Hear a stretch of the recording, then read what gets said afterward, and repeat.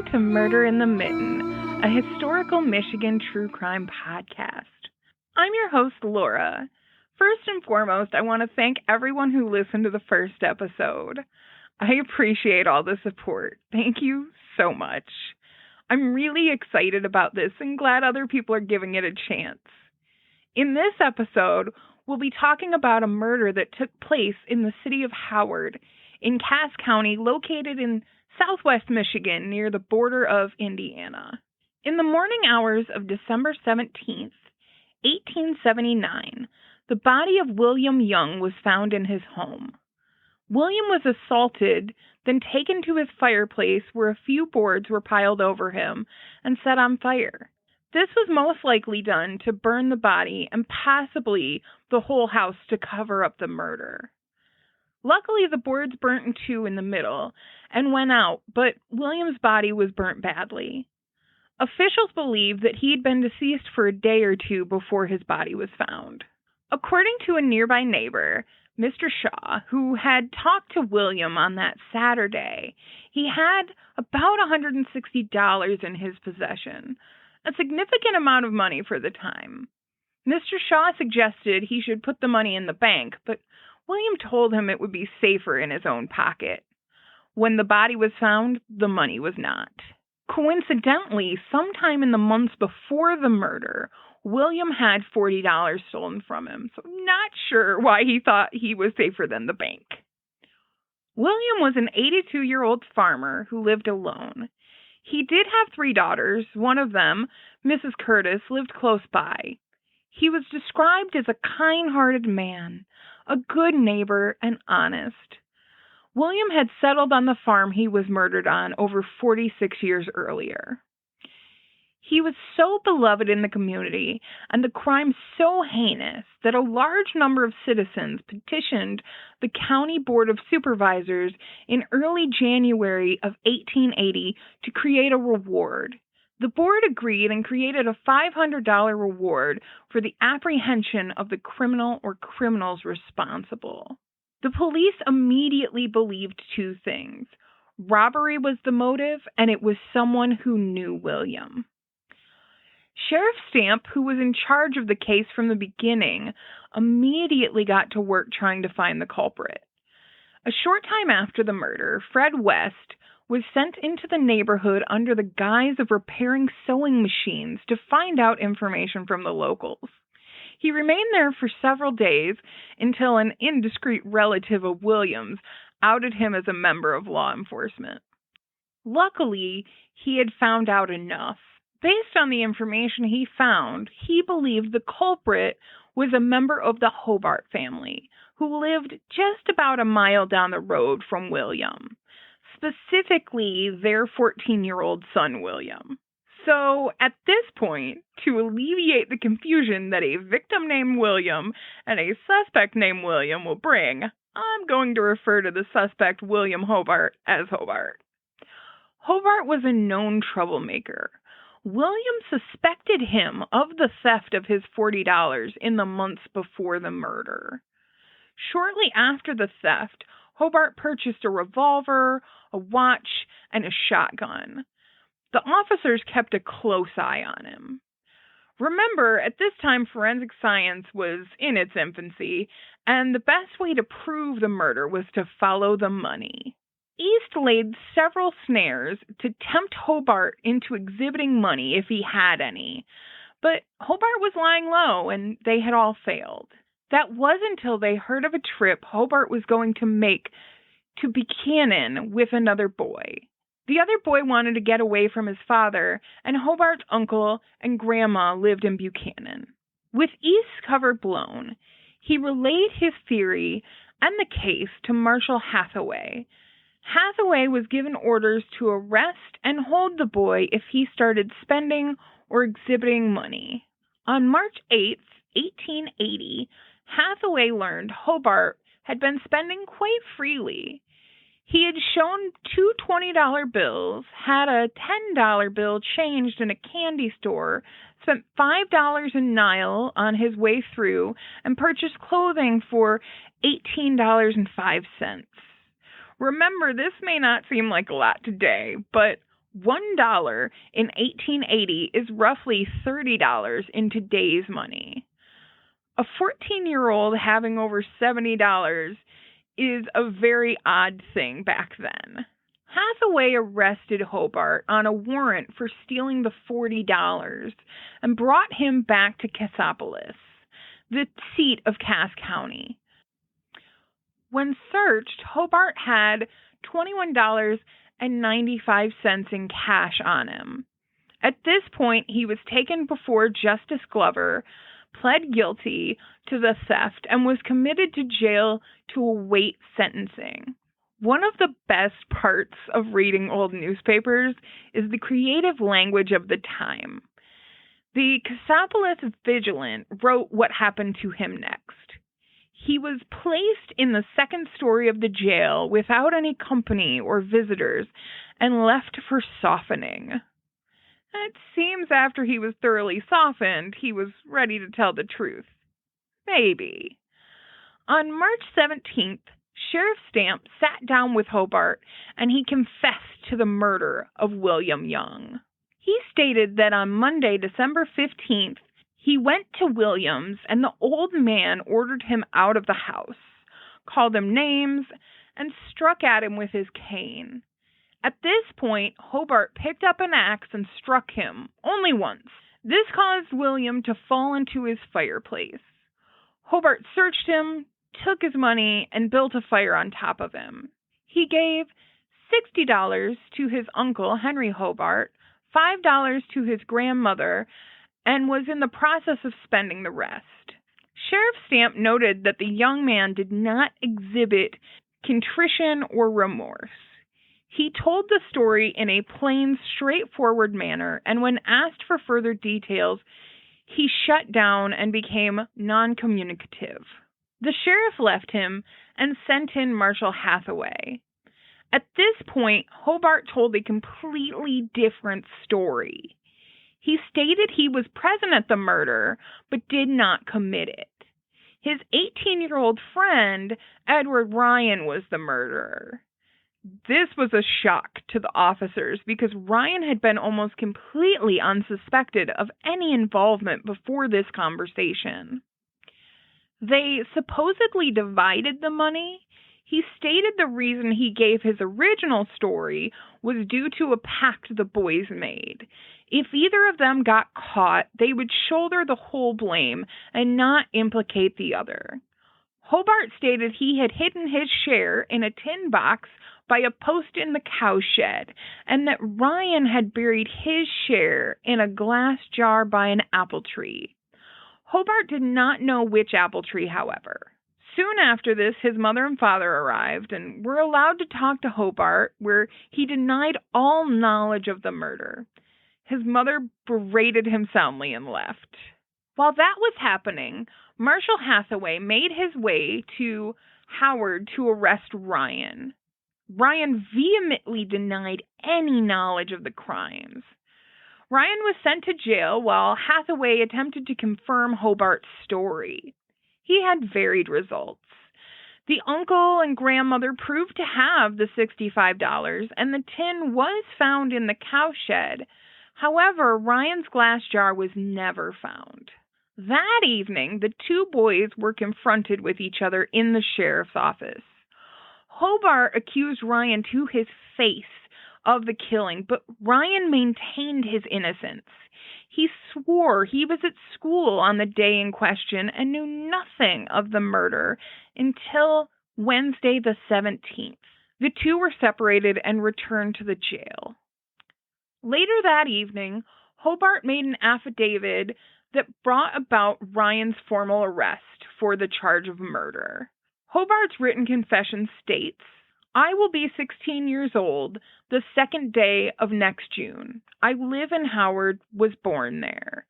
I knew William Young in his lifetime. I lived just a mile from his house. I knew Edward Ryan, had known him for 8 years. He lives about 100 rods from our house and about a mile from Young's.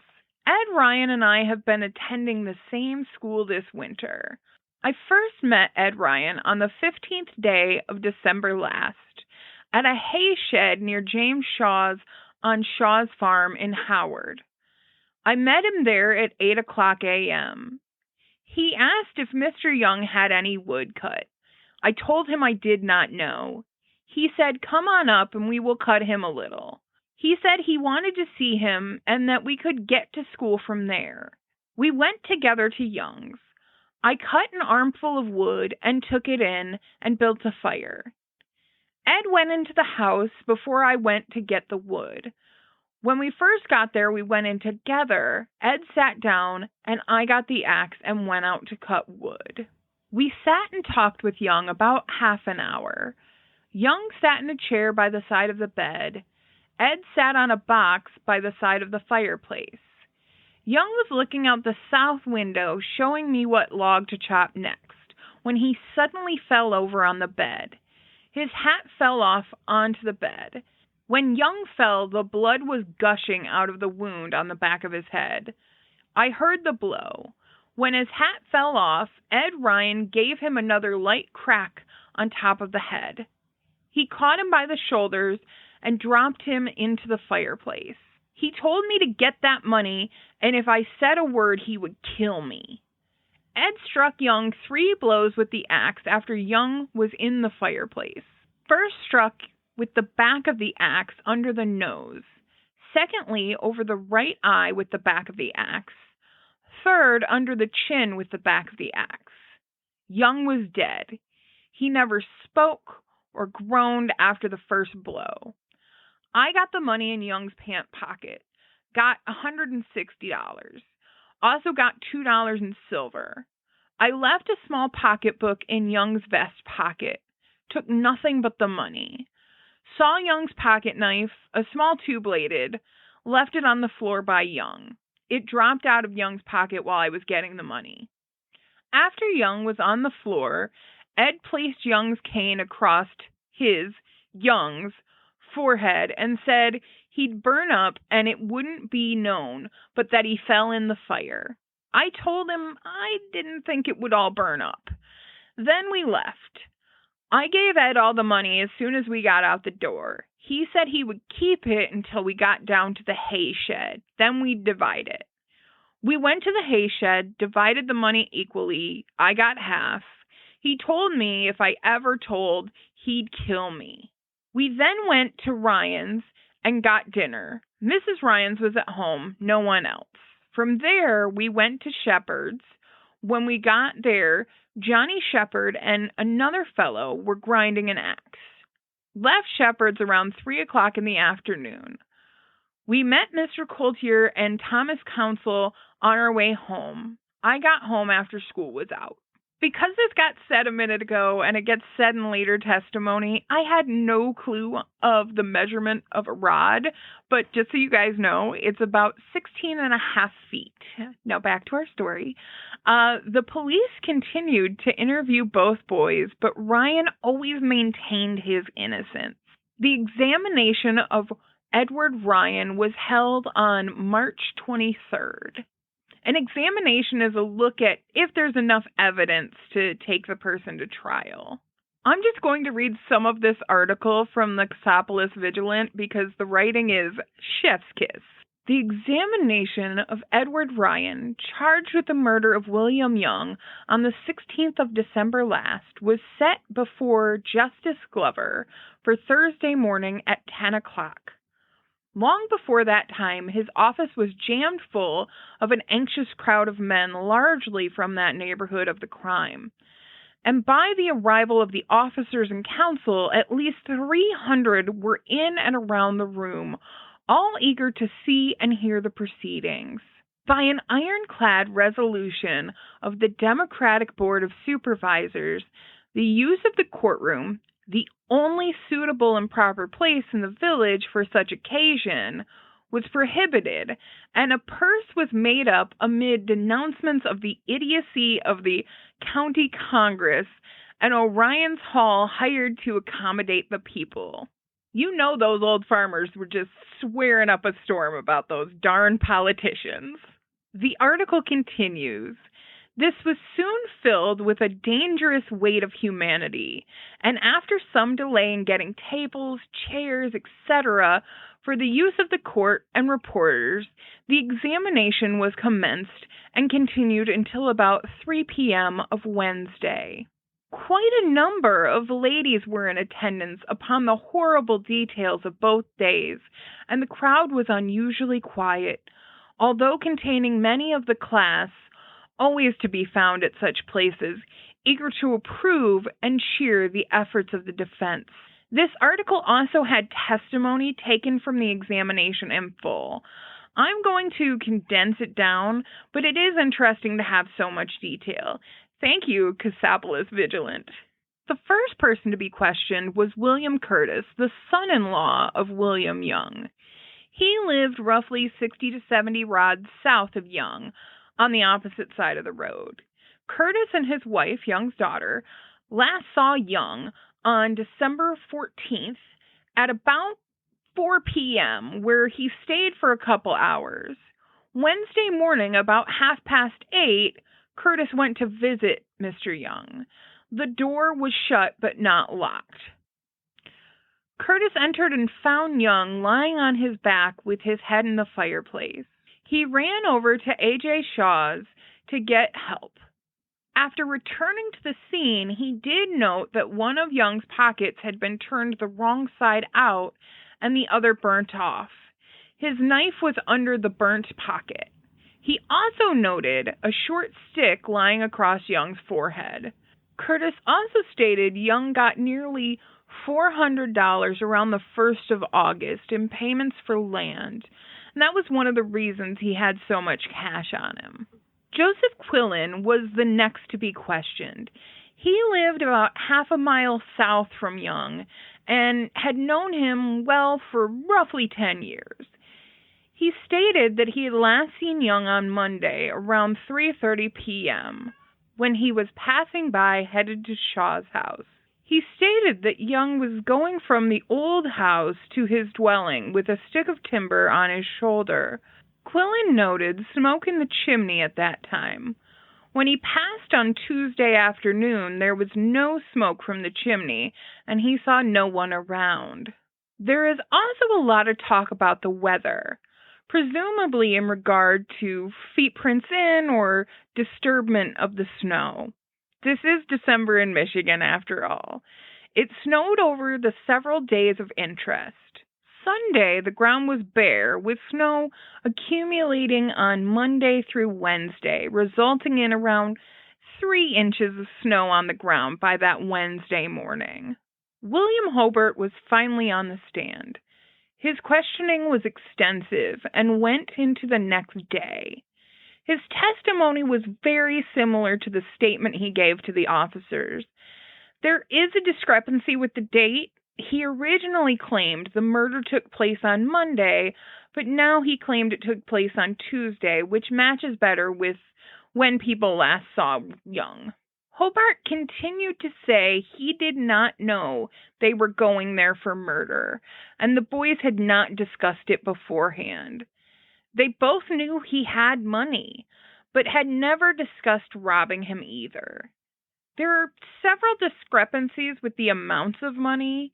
He stated that Ryan gave him half of the money, and there was $160, but the amount he spent and what was found is more than that. The cross-examination focused heavily on the money.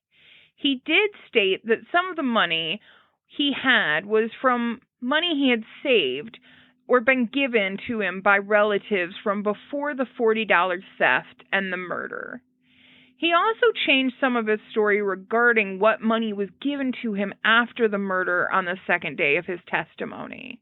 He talked about how on Monday he had actually helped Young bring in firewood and take care of his cow. It seems the boys did a lot of work for the other farmers to help out around the town and to get extra money. Mr. Very was called last. Ryan had come to his residence on that Tuesday around 1 o'clock to do some work he owed him. Once the work was completed and Ryan left, Very saw him in the company of Hobart later that day. The prosecution closed their case, and the justice decided there was enough evidence to move forward. Ryan was held until his trial could be set for the charge of murder.